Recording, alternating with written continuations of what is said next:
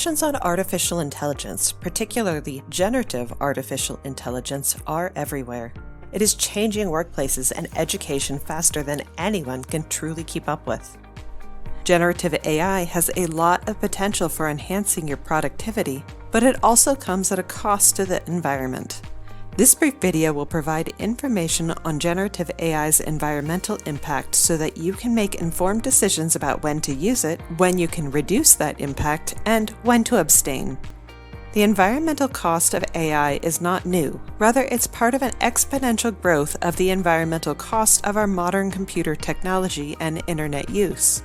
Even before the pandemic in 2020, the carbon emissions of information communication technologies had surpassed that of the airline industry, with about a third of those emissions coming from streaming media, and streaming demands continue to increase. Additionally, mining and refining the rare earth metals needed to make computer hardware do environmental damage. Hardware production is very energy intensive, and the lifespan of the hardware that we use is very short, with most of our e-waste ending up in landfills. All of this is greatly exacerbated by the unprecedented growth of AI. Let's look more closely at the environmental effects of generative AI, particularly electricity, water, and the hardware lifecycle. Electricity. Artificial intelligence uses a lot more electricity than traditional internet use. It requires massive amounts of data storage and processing, which are performed by hundreds of thousands of computers at enormous data centers. This requires a tremendous amount of electricity. An NPR segment from 2024 says that the data centers around the globe are consuming as much electricity as the entire country of Italy each year. As the vast majority of that electricity is produced by burning fossil fuels, that electricity leads to gashouse emissions that fuel global warming. While several of the big AI companies have set ambitious emissions reductions goals in the past, their AI implementation has set them back, with Google increasing its greenhouse gas emissions by 50% and Microsoft by 30% in the last 5 years. Water. The massive amount of power required to use generative AI also produces a lot of heat, which would quickly damage or destroy the hardware if left unchecked.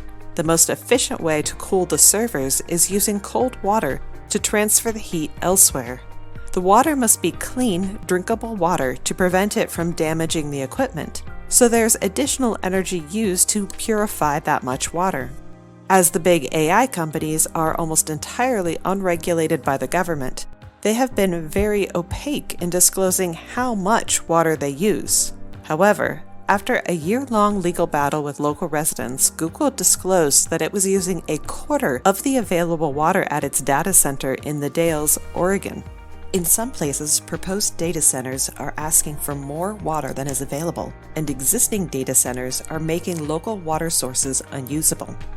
A recent Google report says that in 2023, its data centers used 6.4 billion gallons of water. While this is very little compared to the water used in agriculture, it's still a lot of water. And when the water that data centers use evaporates, it doesn't necessarily return to the local watershed. This is particularly problematic when freshwater resources are drying up already in many areas due to climate change and human activities.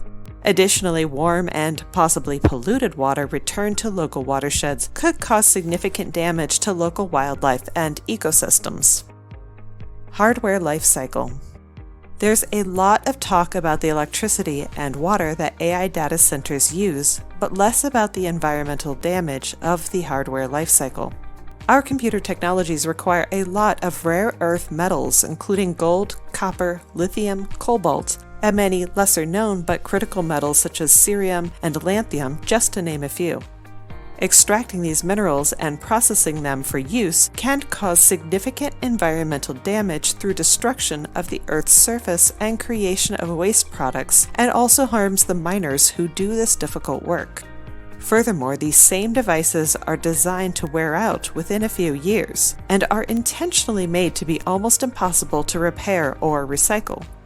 The United States alone creates 50 billion tons of e-waste every year, much of it being dumped in poor countries such as Ghana.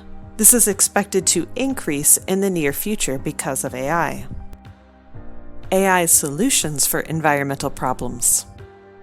AI's effects on the environment are not entirely bad.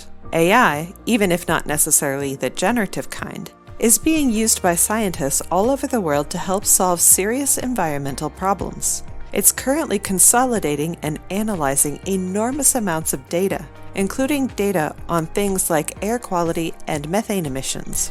It can map changes in Antarctic icebergs and deforestation and find plastic pollution in oceans so that it can be removed.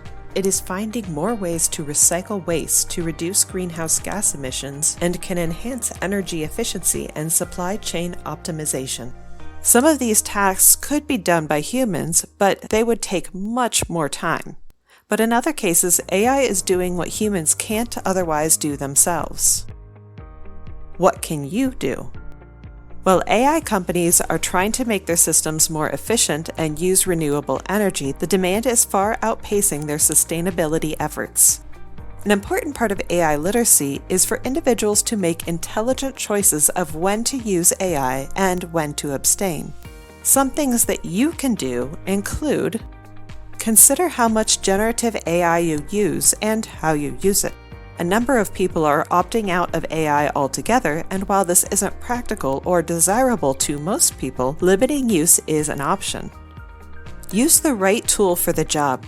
Don't use AI for internet searching when a traditional search engine would do a better job and use less resources.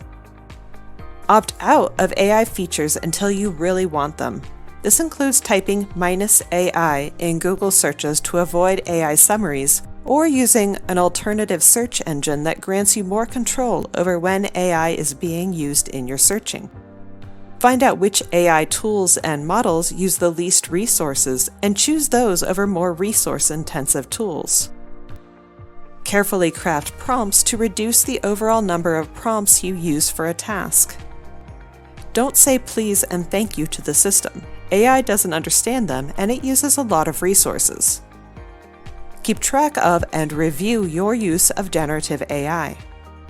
Call for transparency on AI's energy and water use. Keep your devices such as laptops and smartphones as long as possible and repair rather than replace whenever possible. Conclusion. Artificial intelligence, including generative AI, has a significant impact on the environment through its use of massive amounts of electricity and water, the mining and refinement of rare earth minerals, and the disposal of old hardware. This video has given you some practical tips on what you can do as one individual person to reduce the environmental effects of your AI use. Following these tips can help you align how you use generative AI with your environmental values.